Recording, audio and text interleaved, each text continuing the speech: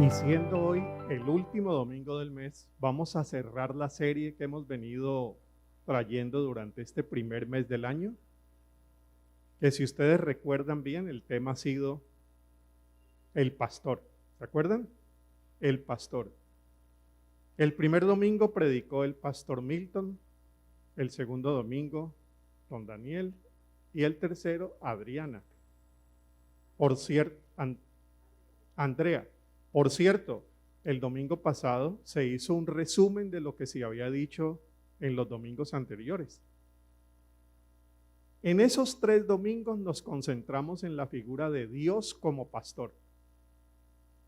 Creo que lo que todas recordamos sobre esa figura de Dios como pastor prácticamente se resume en un salmo, el Salmo 23.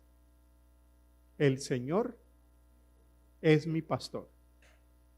Pero ahora me corresponde hablar sobre no el pastor, sino los pastores, las pastoras. Bueno, el pastor divino nos acompaña, el pastor divino nos cuida, el pastor divino nos orienta, su vara y su cayado nos llevan siempre por lo mejor. Pero ¿qué tenemos para decir, sobre todo en el Nuevo Testamento, cuando ese mismo título se le asigna a los servidores y servidoras de las iglesias que sirven en ese ministerio llamado ministerio pastoral? Sobre eso vamos a hablar ahora. El título que han asignado los pastores muy acertadamente es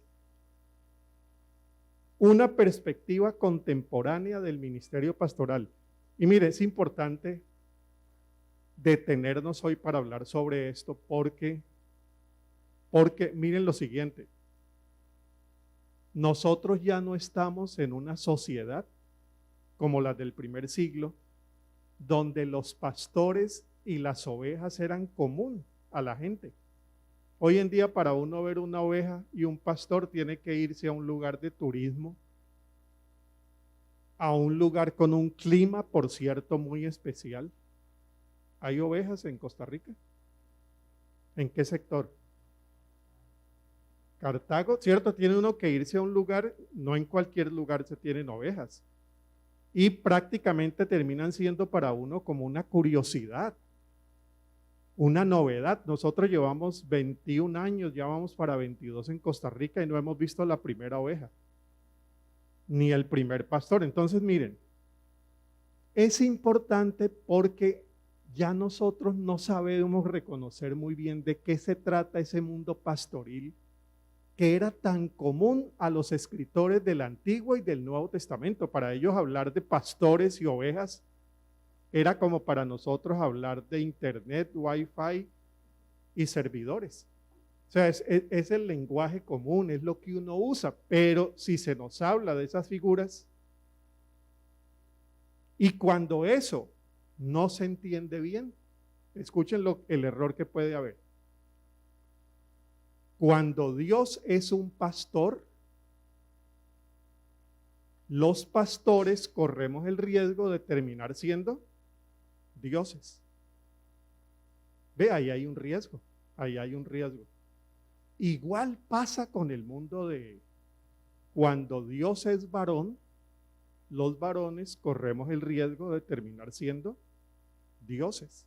Por eso es tan importante revisar a qué se refería el Nuevo Testamento con pastor y pastora, traer eso al siglo XXI y ver cómo pudiéramos nosotros tomar esa esencia del Nuevo Testamento y recrearla hoy.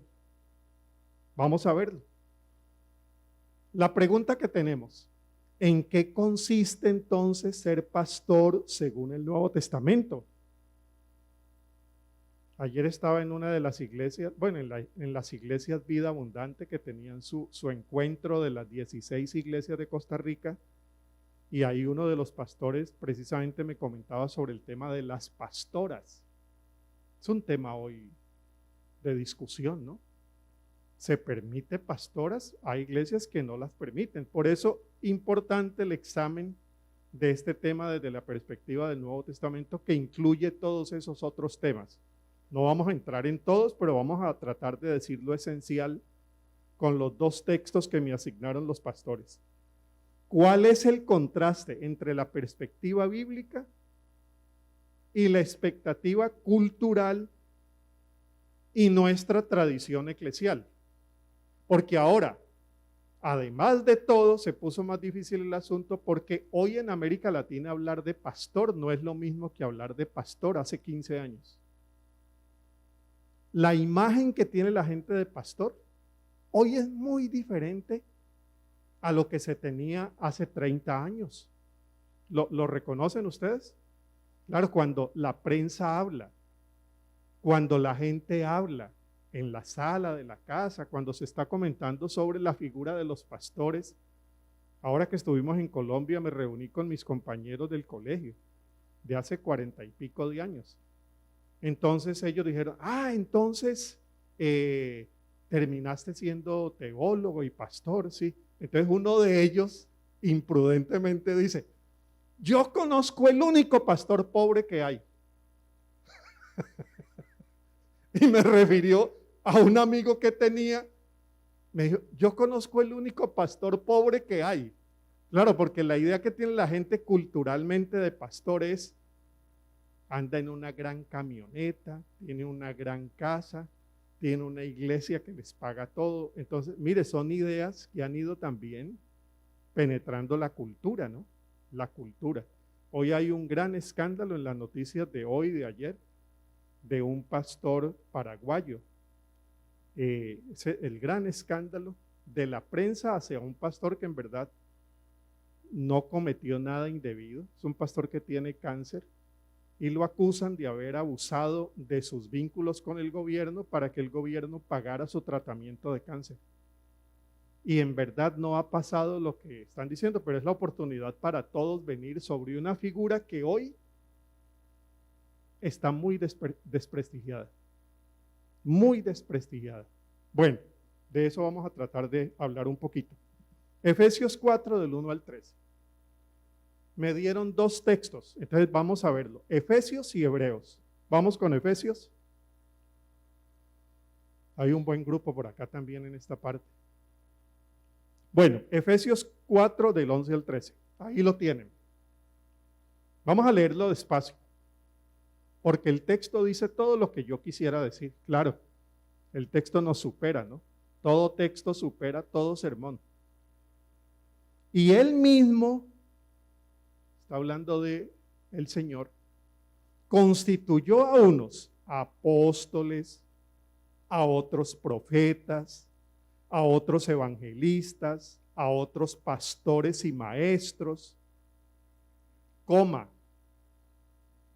a fin de perfeccionar a los santos para la obra del ministerio, para la edificación del cuerpo de Cristo, hasta que todos lleguemos a estar unidos por la fe y el conocimiento del Hijo de Dios, hasta que lleguemos a ser un hombre perfecto a la medida de la estatura de la plenitud de Cristo. Está hablando de personas no perfectas en el sentido que lo entendemos nosotros, sino cristianos maduros, a la estatura de la plenitud de Cristo. Miren, con este texto hay un problema de traducción. Algunas Biblias no pusieron la coma. Ustedes ven que en esta, correctamente, el versículo 11 termina con una coma. Pero hay traducciones que no pusieron la coma. No poner la coma significa algo distinto. Significa, y llamó a unos para ser pastores y maestros, leámoslo sin coma, a fin de perfeccionar a los santos para la obra del ministerio. ¿De quién? De ellos, los pastores. Entonces el ministerio es de los pastores, pero ahora leámoslo con la coma. Los pastores fueron llamados, para que los ministros, que somos todos, desarrollemos la obra del ministerio. Hay una versión que lo traduce mucho mejor. ¿Quién es el sujeto de la acción? ¿El pastor o la iglesia? Sin la coma es el pastor el que hace el ministerio completo. Con la coma correcta es El pastor facilita que todos realicemos el ministerio. Miren qué importante es. Hay una versión que la tengo aquí, la Biblia interconfesional, es una Biblia que yo uso casi a diario. Dice, capacita así a los creyentes para que desempeñen su ministerio y construyan el cuerpo de Cristo. Pero ¿quiénes desarrollan el ministerio? Otra vez, la gente. Bueno, tengamos en cuenta eso porque sobre eso vamos a volver. Vamos a leer ahora el otro texto, Hebreos 13 del 7 al 17. Miren lo que dice Hebreos, que es el otro texto. Avanzamos la presentación. Acuérdense de sus pastores que les dieron a conocer la palabra de Dios. Piensen en los resultados de su conducta e imiten su fe. Y más abajo dice, obedezcan a sus pastores y respétenlos. Ellos cuidan de ustedes porque saben que tienen que rendir cuentas a Dios. Así ellos cuidarán de ustedes con alegría y sin quejarse. De lo contrario, no será provechoso para ustedes. Pierde toda la iglesia cuando no se respeta esa función pastoral. Bueno, ahí tenemos esos dos textos, vuelvan sobre ellos. Lo mejor sería leer todo Efesios 4 y todo Hebreos 13 para entender todo el contexto donde los escritores bíblicos están tratando de esta función pastoral. Bueno, yo voy a decir lo siguiente que se deduce de los dos textos que hemos leído.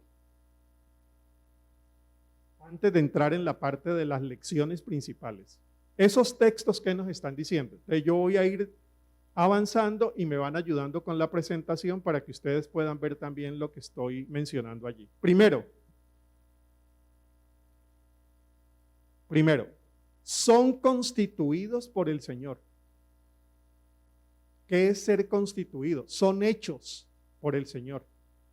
Es un don, es algo que Dios nos entrega, es una pasión, es una vocación, es algo que excede las fuerzas humanas, que exige fuerza humana y compromiso, pero es algo más que ganas de hacer algo. Es una pasión. Dice Pablo, son constituidos por Él, son llamados por Él, son hechos por Él. Segundo, sirven junto a otros ministerios de igual rango e importancia.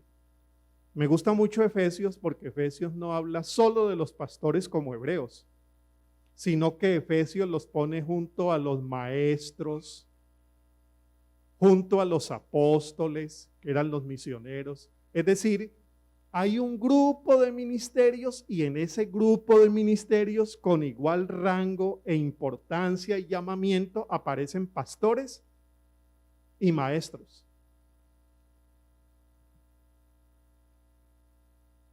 Su objetivo, junto con los demás ministerios, sirve para tres cosas. No solamente el ministerio del pastor, sino el ministerio de los maestros, de los apóstoles, de los demás, sirven para esto. Habilitar a la iglesia para que juntos hagamos el ministerio. Yo creo que va quedando claro a quién le pertenece el ministerio, a toda la iglesia. Pero estos maestros, estos apóstoles y estos pastores contribuyen a que todos hagamos bien el ministerio. Segundo, para facilitar la unidad y la armonía del cuerpo de Cristo. Otra palabra que equivaldría al ministerio pastoral sería el de gente que coordina el ministerio, gente que facilita el ministerio para que el ministerio se haga en armonía y unidad. Tercero, para que la iglesia crezca en el conocimiento del Señor. Tiene que ver con la enseñanza, tiene que ver con el testimonio, están encargados de que la fe de la iglesia se fortalezca, conozcamos cada vez mejor la palabra. Y cuarto, que como iglesia crezcamos a la altura de la plenitud de Cristo. Es decir, la escuela dominical con sus maestros, todos los ministerios que tengamos, lo que buscan es que nosotros Imitemos el modelo de Jesús. Lleguemos, dice Pablo, a ser como Jesús, avanzar hacia ese modelo que Él nos dejó. Otra más. La iglesia es inspirada y edificada por medio de sus enseñanzas, su conducta y su fe. Eso lo dice Hebreos. Mírenlos, porque de su conducta, de su compromiso, de su llamamiento hay mucho que aprender. Es decir, no solamente escúchenlos, la pone difícil, ¿no? No solamente escúchenlos, mírenlos e imiten su fe. La pone alta, Hebreos. Otra más. La iglesia debe obedecerlos, respetarlos y acatar sus enseñanzas. Esto de obedecerlos tiene siempre su riesgo, ¿no? Tiene siempre su riesgo, y con eso a veces algunos pastores han abusado. Aquí me obedecen es a mí porque yo soy la autoridad, pero dejémoslo tal como está en esta versión. Lo de obedecer, y busqué como 6 versiones y todas escogen la misma palabra, obedecer. Otra más. Rendirán cuentas a Dios. Pone el ministerio entonces en una dimensión sagrada. Es decir, no es un empleo donde uno rinde cuentas porque a uno le dan un salario, sino que eso está por encima.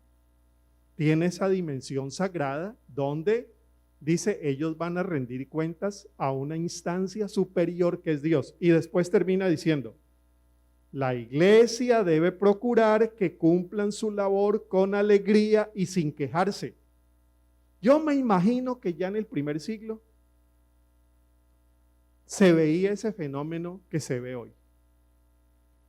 A propósito, en la primera semana de diciembre salió el resultado de una encuesta que han hecho globalmente hacia pastores. El 38% de pastores que trabajan de tiempo completo quieren renunciar después de la pandemia. La situación se ha puesto muy difícil, ¿cierto? Hacer un ministerio en las condiciones virtuales en las que nadie sabía cómo se tenía que hacer, y dicen el 38% de todos los encuestados quieren renunciar. Y hablan de salud mental, hablan de depresión y de otras situaciones que en las encuestas anteriores no se registraban con las cifras tan altas que se están registrando hoy. Bueno, Hebreos, el autor de Hebreos, que por cierto no se sabe quién es, ya registraba esa situación. Respétenlos. Ese es un ministerio difícil, Entonces no lo hagan más difícil,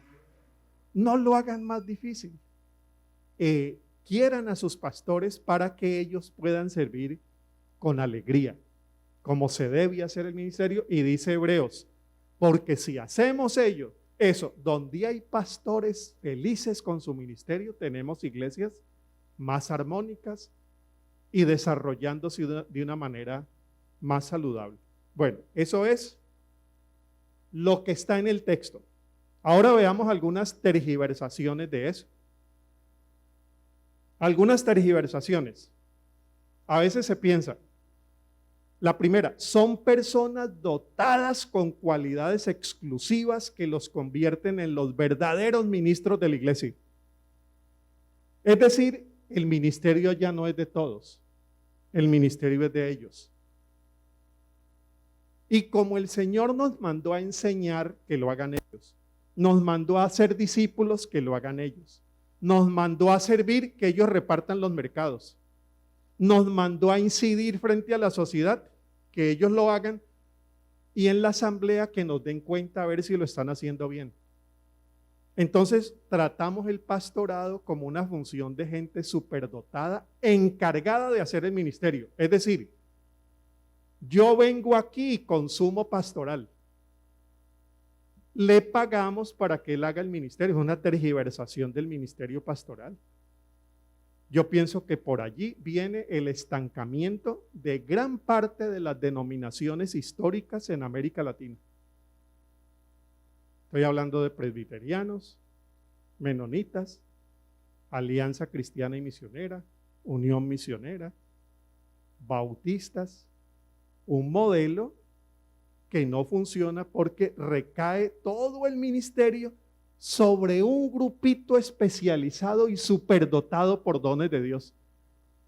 Yo aquí vengo y consumo sermones, consumo enseñanza, al final yo reclamo y si no me gusta, yo me voy.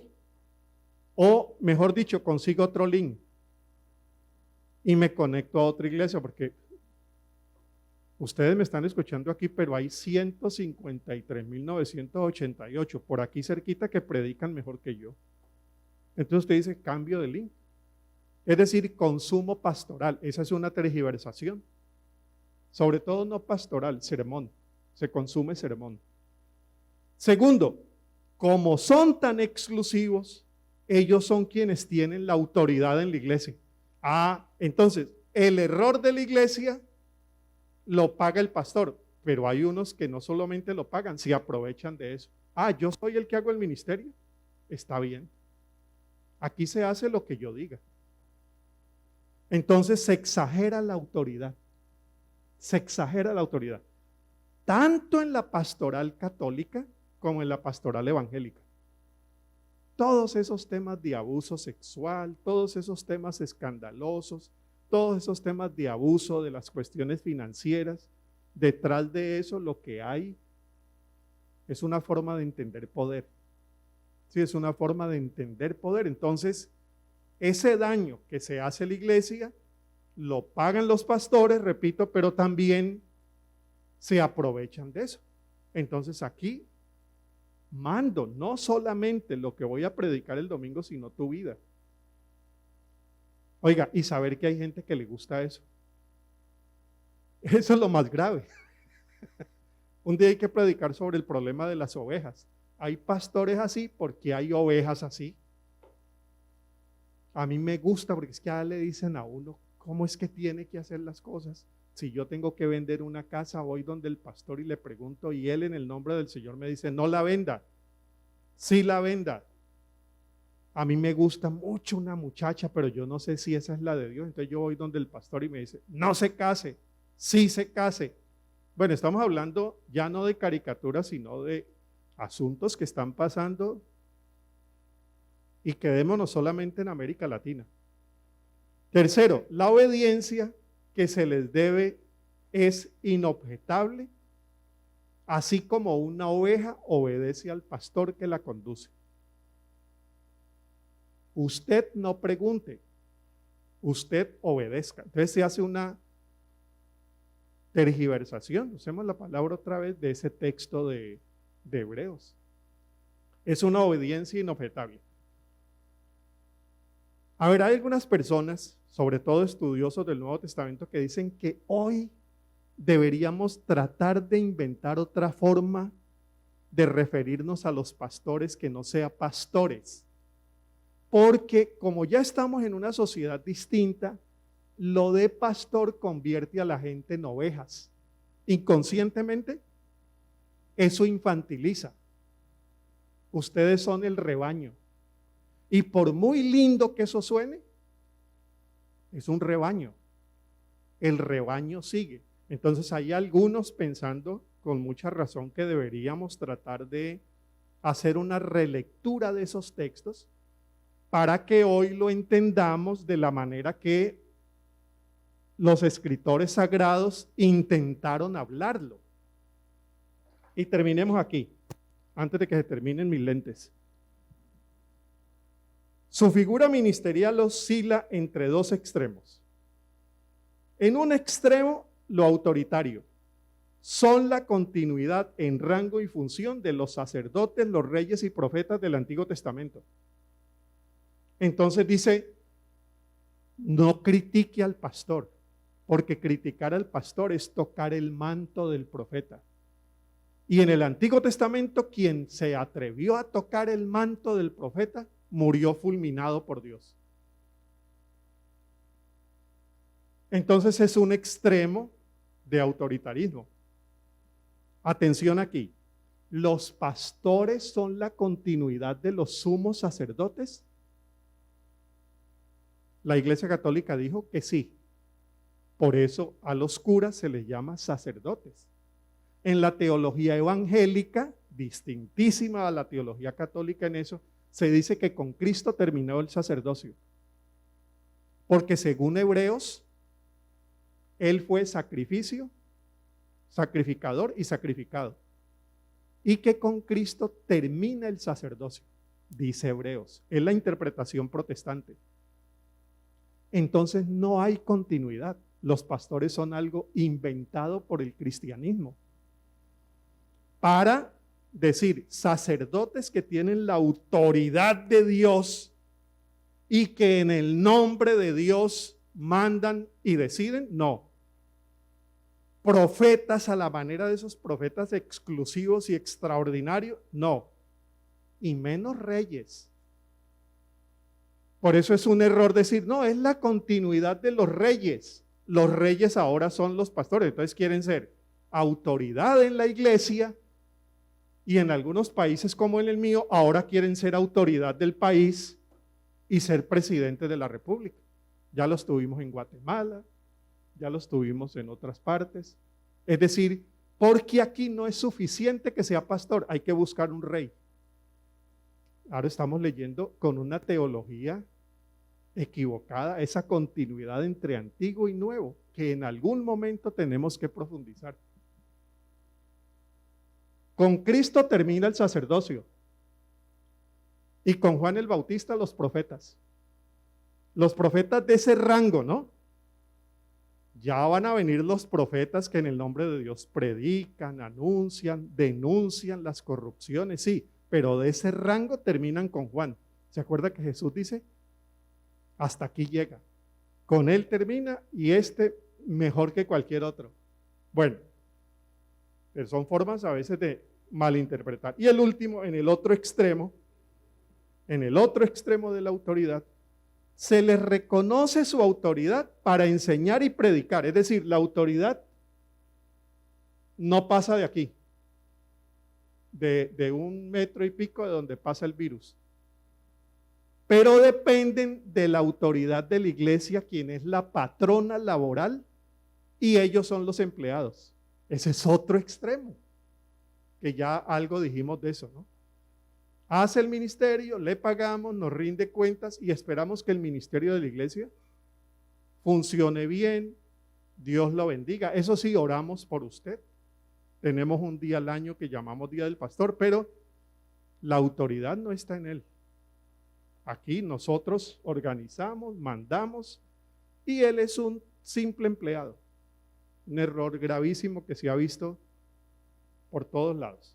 Vámonos a la pregunta central. ¿Cómo mantener en medio de esos riesgos, de esas distorsiones, de esos extremos, una perspectiva balanceada acerca del pastorado que nos permita cumplir con fidelidad la misión de la iglesia? Eso es de vida o muerte. Eso es de vida o muerte. Y les voy a explicar por qué antes de ir con la parte final.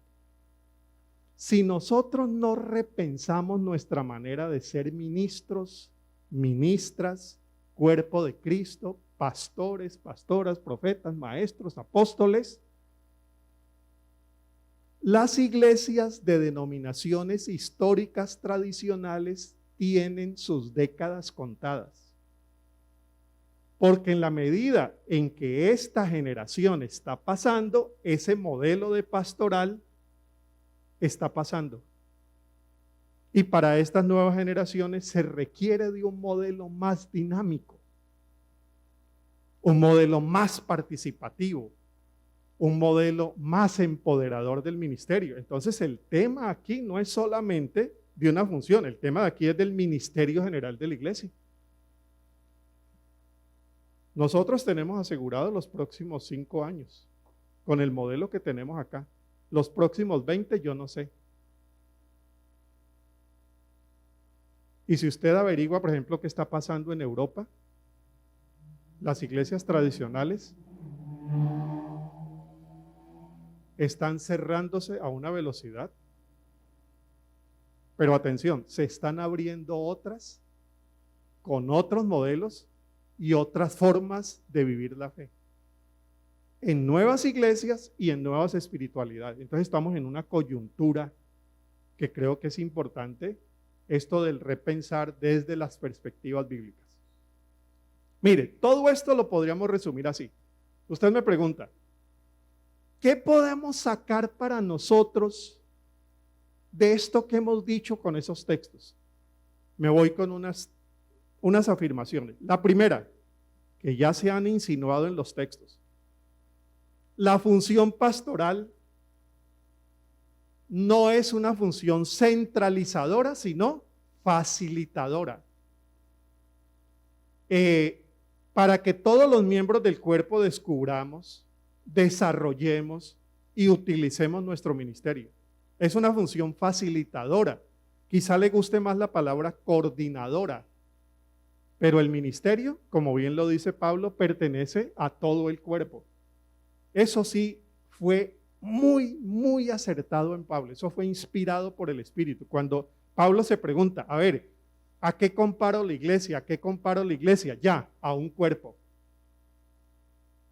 ¿Quién es la cabeza? Para que no peleemos, Cristo. ¿De resto qué somos? Partecitas. Y dice que la iglesia es como un cuerpo. Como un cuerpo. Cada partecita, por más pequeñita que uno piense que es importante. Es importante.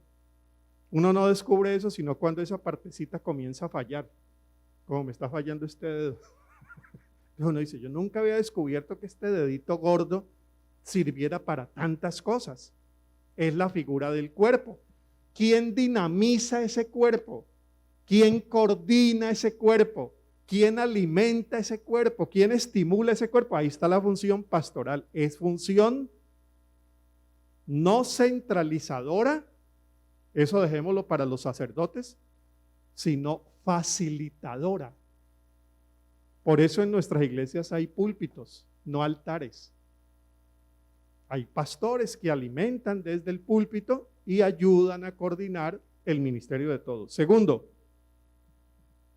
su autoridad no es jerárquica, es inspiradora. Y esto hay que atenderlo mucho hoy frente a tanto abuso de autoridad. La autoridad de los pastores no necesitan más modelo que el de Jesús. Tenía toda autoridad y se gana la autoridad ¿cómo? Sirviendo, amando, cuidando. No es la autoridad de yo aquí mando. Es la autoridad, dice Jesús, que uno se gana cuando sirve, cuando ama, cuando cuida. No es el asunto jerárquico, sino el asunto que inspira, como le está diciendo también el autor de Hebreos. Tercera, su alcance, me parece que de las cuatro, para mí, es la más importante. Pero cada uno escoge cuál, ¿no? Porque las cuatro son importantísimas y son bíblicas, pero digo yo en mi propio gusto. El alcance del ministerio pastoral no es eclesial, es parroquial. Me explico. ¿Dónde termina la función pastoral? La gente dice en la iglesia porque él es pastor de la iglesia. No, la función pastoral es una función de comunidad. Entonces eso se llama parroquial. John Wesley, el fundador del Metodista, decía, mi parroquia es el mundo. Incluso la puso más grande, ¿no? Entonces, ¿dónde está el ministerio de la iglesia? El ministerio de la iglesia no es cuidar la iglesia. El ministerio del pastor no termina en la iglesia, sino cómo desde la iglesia nos proyectamos al mundo. Ahí yo creo que está parte de la refundación del pastorado hoy. ¿Cómo podemos desde la iglesia servir a las tantas necesidades del mundo para que se cumpla lo que Pablo dice en Efesios, ser el cuerpo que sirve al mundo? Si eso es así, en lugar de nosotros reclamarle al pastor, el pastor sería el que tendría que reclamarnos a nosotros. Yo pienso que ni el uno ni el otro se reclaman, pero sí se cuidan. En lugar de nosotros andar cuidando si el pastor lo hizo bien o no, debería ser el pastor quien nos dice, ¿y cómo te fue con tu ministerio esta semana? En tu familia, en tu trabajo, en tu universidad, en tu proyección social. Y algunos ministerios están estructurados por la iglesia, pero hay otros que tienen una estructura natural. Donde uno se mueve, hace ministerio. Donde uno se mueve. Si sos médico, ahí hay un ministerio natural, no estructurado. Hay otros que son estructurados dentro de la organización de la iglesia para servir afuera. Y esa sería una forma de entender cómo la iglesia se proyecta, porque en la medida que se proyecta, la iglesia crece, la iglesia madura y no solamente se sostiene. El ministerio pastoral no es un ministerio de mantenimiento, sino de proyección. De proyección. Una cosa es mantener la iglesia, otra proyectarla. ¿Ves? Y en el caso de Pablo, uno nota también eso, siendo él un apóstol, cómo la iglesia se va proyectando hacia más allá de Éfeso, más allá de Colosas, más allá de Tesalónica, y terminamos con el cuarto. Ya lo dijimos, su dignidad no es por relación laboral, sino ministerial. Y allí Hebreos nos ayuda mucho, y Efesios, tratando de mostrar cómo esa figura pastoral es una figura que responde primeramente a Dios como vocación, para que, como dice Hebreos, sirvan con alegría, contando con el respeto de todos y sirva de provecho para toda la iglesia. El reto, y nos vamos. El reto, avánceme esa ovejita, eso. Bueno, el reto que tenemos, desarrollar con los pastores una relación armónica y complementaria para que entre todos cumplamos el ministerio. El ministerio se cumple aquí, pero el ministerio se cumple de lunes a sábado y cuando no estamos acá. Ahí habría que ver cómo esa función nos ayuda y qué te está haciendo falta en el consultorio para poder servir mejor a la gente, amar mejor a la gente. Ah, en tu caso eres abogado, sos abogado. ¿Y cómo pudiera la iglesia ayudarte para que ese ministerio tuyo tenga una proyección también del reino de Dios? Y en fin, todos irnos en esa relación armónica complementando para servir como el Señor quiere. El segundo reto es asumir responsabilidades compartidas para lograr un ministerio impactante hacia adentro y hacia afuera. La pregunta de una iglesia no es qué hace el pastor. La pregunta de una iglesia es qué hacemos todos. ¿Y qué hace el pastor para que lo que estamos haciendo lo hagamos mejor? ¿Te falta formación? ¿Te falta acompañamiento? ¿Te falta estructura? ¿Te falta presupuesto? No hay, pero ¿cómo la iglesia puede? ¿Qué falta? ¿Cómo de lo que estás haciendo afuera la iglesia se nutre, aprende y nos desarrollamos? Y la final, dignificar el ministerio pastoral para que su ministerio, como dice Hebreos, sea de provecho para todos. El respeto a la figura de los pastores, la valoración, el cariño, el apoyo, no para que hagan el ministerio, sino para que entre todos lo hagamos y ellos sientan la satisfacción de estar respondiendo al Señor como Él quiere. Nos ponemos en pie para leer Hebreos. Lo vamos a leer entre todos, todas. Al mismo tiempo, en esta versión, que es la versión Reina y Valera del 60, dice así, leamos: acuérdense de sus pastores que les dieron a conocer la palabra de Dios. Piensen en los resultados de su conducta e imiten su fe. Obedezcan a sus pastores y respétenlos. Ellos cuidan de ustedes porque saben que tienen que rendir cuentas a Dios. Así ellos cuidarán de ustedes con alegría y sin quejarse. De lo contrario, no será provechoso para ustedes. Que el Señor nos permita vivir el pastorado de la iglesia y del ministerio de tal manera que sea provechoso para todos y provechoso para el mundo. Que así sea.